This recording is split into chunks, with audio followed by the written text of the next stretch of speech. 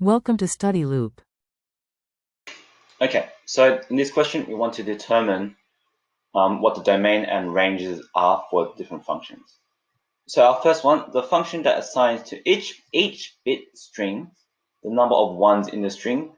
So our domain is the bit strings because it assigns to each bit strings.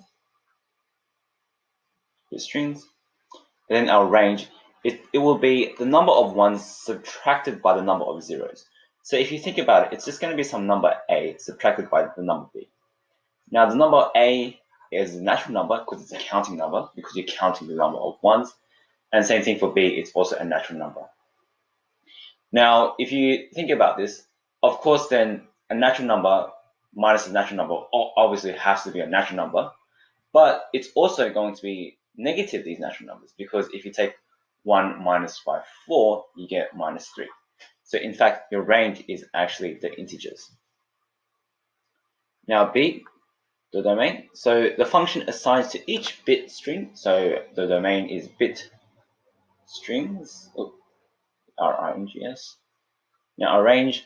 So it's a number of ones in the strings. Sorry, twice the number of zeros in the strings. So it will be 2 times by the counting numbers because it's 2 times the number of zeros. So I guess you probably shouldn't write this notation.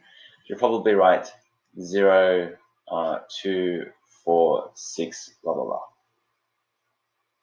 C. The function that assigns the number of bits left over when the bit string is split into bytes. So it will be, because you're splitting a bit string up, so your domain is bit strings. Now this one, it assigns the number of bits left over when you split it into bytes, which are blocks of 8. So if you have 1, 2, 3, 4, 5, 6, 7, 8, this is our first block. And then if we have this, or if we didn't have anything here, then this will assign the string of 0. Then if I put 1 here, it'll go 1, and put 1 more here, it'll go 2, 3, 4, and then it keeps going 5, 6, 7. But it stops at 7 because once you have 8, 1, 2, 3, 4, 5, 6, 7, 8. Yeah, it stops at 7 because once you get on your 8th bit, this becomes your next block of bits. So then you start off at 0 again.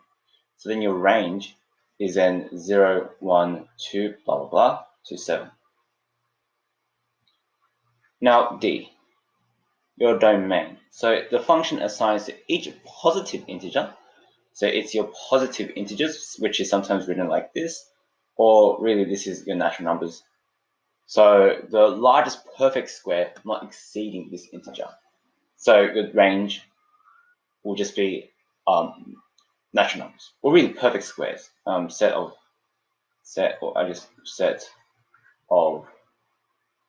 perfect squares.